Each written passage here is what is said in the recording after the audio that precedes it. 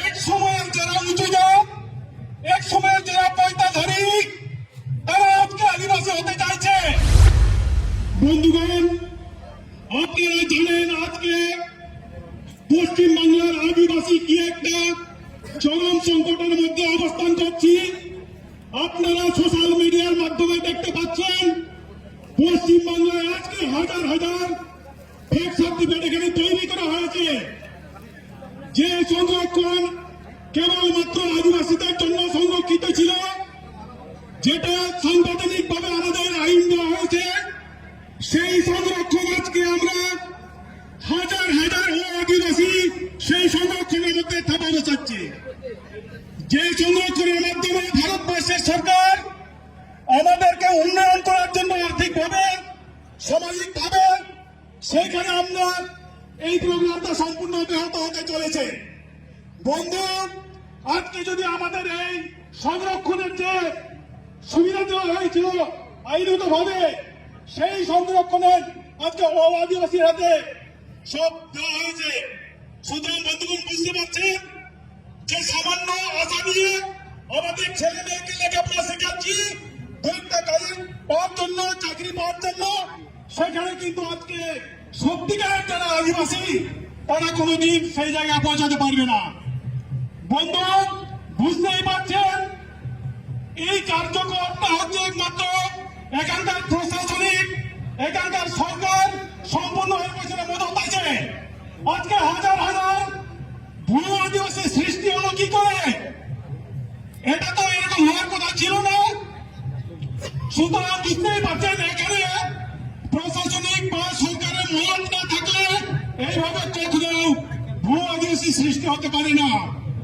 অপরদিকে আরেকটা সমস্যা দেখুন, আমাদের জঙ্গল মহলের ক্ষত্রিয়, এক সময়ের যারা উঁচু জাত, এক সময়ের যারা পয়তাধারী, তারা আজকে আদিবাসী হতে চাইছে। যারা আদিবাসীদেরকে ঘৃণা করত, যারা নিজেদেরকে উঁচু জাত বলে মনে করত, তারা আজকে বিভিন্ন ভাবে সরকারের কাছে চাপ সৃষ্টি করে তারা আদিবাসী হতে চাইছে।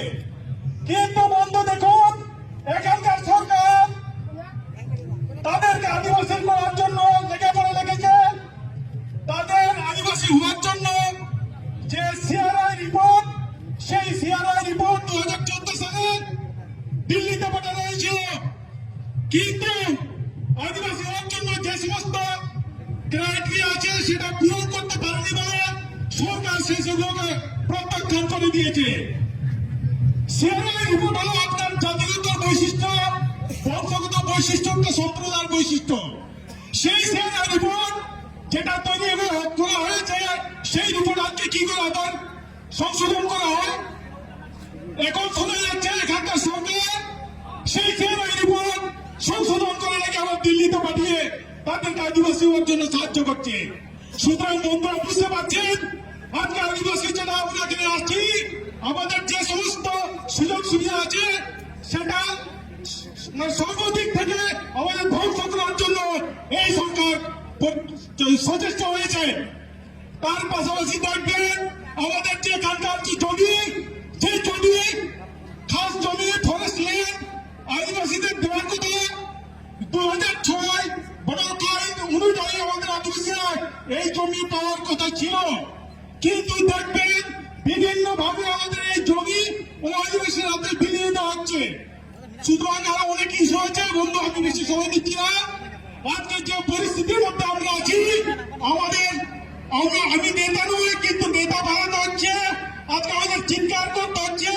আমরা যে চরম সংকটের মধ্যে অবস্থান করছি, এই অবস্থার মধ্যে থেকে আমরা কিভাবে রক্ষা পাবো তার জন্য আমরা এখানে উপস্থিত হয়েছি। আজকে সমবেত অনুষ্ঠানের মাধ্যমে এখানকার সরকারকে আমরা হুঁশিয়ার দিতে চাই, আপনি যদি আজকে আদিবাসীর মধ্যে এইরকম তাদের অধিকার ছিনিয়ে নেওয়ার চেষ্টা করা হয়, আমরাও কিন্তু এখন চুপ করে থাকবো না। আজকে সমস্ত আদিবাসী এক জায়গায় জড়ো হয়ে আমাদের অধিকার বুঝে নেওয়ার মতো আমাদের এই যথেষ্ট এখন শক্তি হচ্ছে। সুতরাং বন্ধুগণ, আজকে আমরা কেউ থাকবো না, সমস্ত আদিবাসী একসঙ্গে জড়ো হয়ে আজকে সরকারকে জানান দিতে চাই, সরকার তুমি হুঁশিয়ার, আজকে আদিবাসী কিন্তু বলতে নেই। যে সিধু কানু বিরসা মুন্ডারা স্বপ্ন দেখেছিল, সেই স্বপ্ন, সেই অর্ধসমাপ্ত স্বপ্ন আজকে আমরা পূরণ করব। আজকে আপনি কত লোকের নামে মামলা করছেন অযোধ্যাতে। আমাদের যারা কর্মচারী আছে, আমাদের কর্মচারী কর্মী, তাদের নামে 2-4টা করে 5টা করে কেস দিয়ে দিচ্ছেন, কন্ট্রোল করছেন। বোলপুরে আমাদের আদিবাসী, আমাদের মাননীয় দ্রৌপদী মহাশয় এসেছিলেন, তার সঙ্গে তারা দেখা করতে পারেননি। এখানকার সরকার আমাদের পুলিশ লাগিয়ে কন্ট্রোল করতে চাইছে। মাননীয় সরকার মহাশয়, এটা কোন দিকে কাজ করছে? আমরা আমাদের গণতন্ত্র অধিকার, আমাদের গণতন্ত্র আওয়াজ আপনি এইভাবে কন্ট্রোল করতে পারবেন না। বন্ধু, আর বেশি বলছি না, অনেক বক্তব্য আছে। আমি এই সমস্ত কথাগুলো আপনাদের সমস্ত খুশি জানিয়ে আমি এখানে আমার বক্তব্য শেষ করলাম। জয়।